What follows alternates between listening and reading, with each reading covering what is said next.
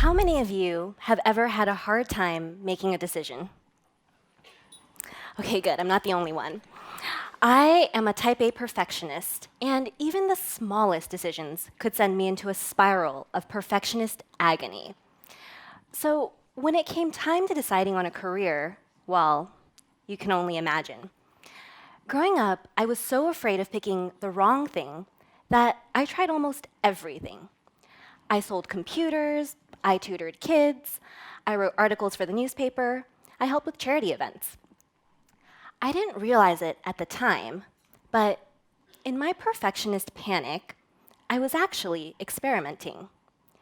It wasn't until I took a sociology class here at UCLA that I realized how powerful experimenting can be. As part of an assignment, I asked, what if I took an acting class, even though I thought I was really shy? What if I asked someone I'd never spoken to before to grab coffee? What if I asked a new what if every week? Turns out, I'm not as shy as I thought. Acting class was a blast, and I got to play Monica from Friends. Now, I grab coffee with strangers weekly, and I discovered it's a great way to meet new people, a lot of whom have become my close friends. So this class really inspired me, and I began thinking about my decisions as experiments. When I was working in marketing, I saw that the technology industry was really embracing experimentation. I knew I wanted to next level my experimental thinking, so I went across the country to study the intersection of people, data, and technology at MIT Sloan, where I got my MBA. Now, I work at Uber, where we're constantly using data to make decisions and experiment to come up with new, creative solutions, like Uber Pool. Now, what I've learned about some of the fastest growing companies in the technology industry is that we're always in beta mode. We're constantly experimenting with combinations of potential solutions to see what works.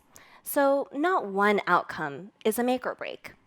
We're actually just constantly testing new ideas and features to see if we can get to that next update, to a better version. So now I'm constantly experimenting, both personally and professionally. The same way we can't just decide to make a 5-star rated app, I can't just decide to be less of a perfectionist or a healthier person. Instead, I have to think of myself as being in beta mode, constantly running small tests. What if I gave a presentation that didn't have perfect formatting? What if I started going to Pilates 3 times a week? What if I tried that brand new all chocolate diet? Clearly a very important experiment. What if I gave a TED talk? Thinking about decisions as experiments and staying in beta mode has really transformed my life. So, what if we all put ourselves into beta mode? Wouldn't that free us from the stress and agony of trying to make the right decisions all the time and save us from the fear of being wrong? Some of the most successful people in the world are also experimenters. For example, Kanye West. A self-proclaimed genius is actually always experimenting. His newest album, The Life of Pablo, is described as a work in progress. In other words, it's in beta mode. Not only has he changed the album title from Swish to Waves to The Life of Pablo, he has also changed the track list and the platforms he made his album available on, starting as a Tidal exclusive before moving to Spotify and Apple. By staying in beta, Kanye can constantly be gathering more feedback about what people think of his music by looking at how many times certain songs are played or what people are saying on Twitter. The Life of Pablo has hit #1 on the charts and hundreds of millions of streams. And Kanye, he's still experimenting. Facebook is also constantly running thousands of experiments on hundreds of millions of people. Why does Facebook need to experiment? Well, they are trying to answer some really big questions, like how can we connect the world? And they know that they can't just decide to figure the answer to that out. No one really knows what the answer is. And so they have to actually keep testing and experimenting until they get to a new insight. So maybe they'll roll out a new Facebook reactions emoji and roll it back if it doesn't do so well. So even some of the most successful people and companies in the world are in beta mode. They're constantly experimenting.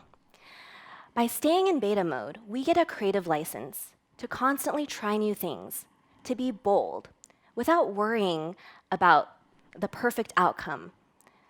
So nothing is really permanent or final anymore. Everything is dynamic, fluid, and evolving. Unfinished is the new finished. Staying in beta mode is really the only mode to be in. So I've tried lots of combinations of jobs and locations and industries, and I'm still in beta mode, constantly experimenting. Because what I've realized is what's far more interesting than perfection is possibility. There is no such thing as a final version anymore. We can constantly reinvent ourselves and keep optimizing. So the next time you're about to make a big decision and you feel that fear creep in, just remember that the next job you take or talk you give, it doesn't have to be perfect. You just have to try and learn something new. Because once you're in beta mode, every decision is just a small test and an opportunity to discover something new about yourself.